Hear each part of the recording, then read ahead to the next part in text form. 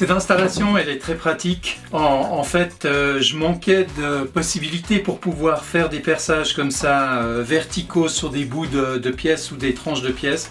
Et puis ça, c'est un assemblage qui est vraiment intéressant, qui est assez facile.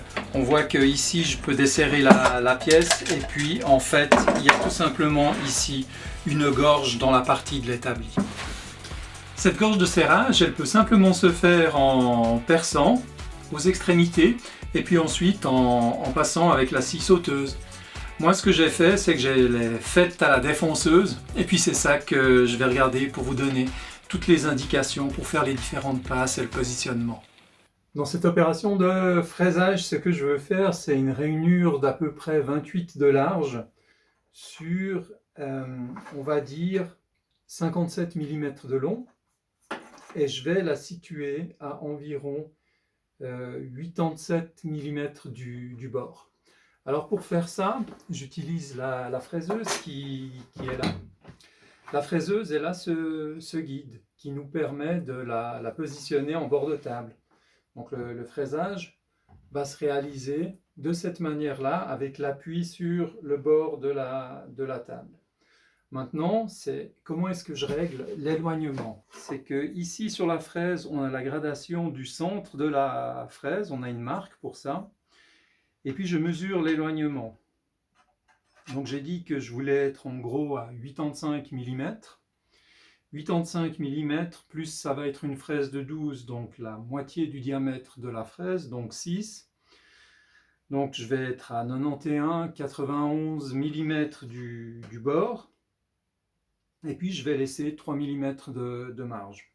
Ce qui fait que je fraise environ à 99, 99 mm du bord. Donc la cale ici, elle a été mise à cette distance.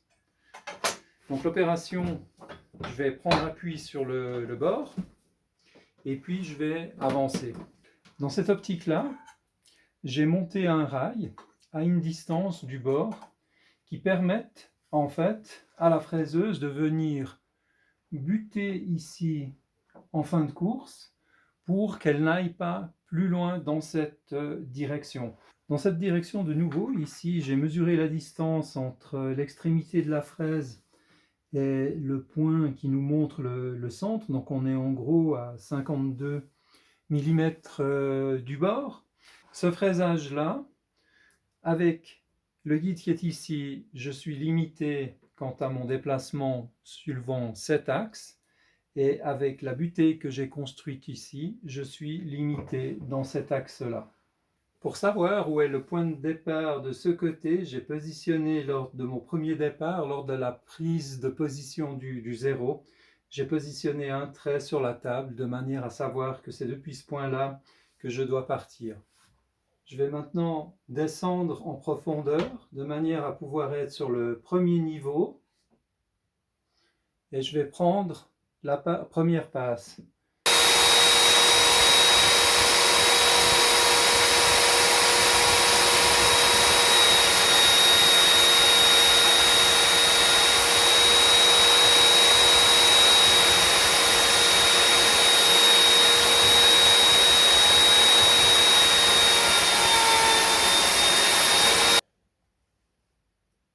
Je vais pouvoir refaire maintenant pareil et en redescendant avec une profondeur un peu plus importante. Donc je prépare pour la seconde passe et je viens me positionner.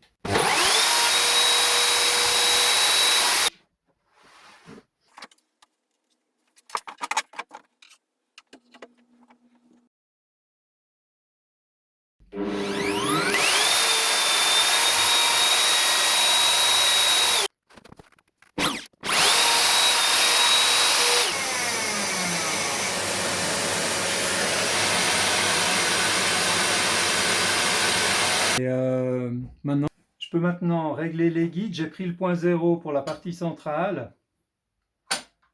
Les guides, on a rapproché pour pouvoir prendre cette matière au centre. La butée de fin de course, c'est toujours la même, ça reste. La partie centrale, c'est totalement dégagé. Il y a quelques déchets au fond. Je vais mettre la passe la plus basse et puis finir cette partie. Bien, du travail de la défonceuse, on voit que les bords sont bien parallèles. Ce sont les finitions là où il faudrait les prendre dans ce sens-là.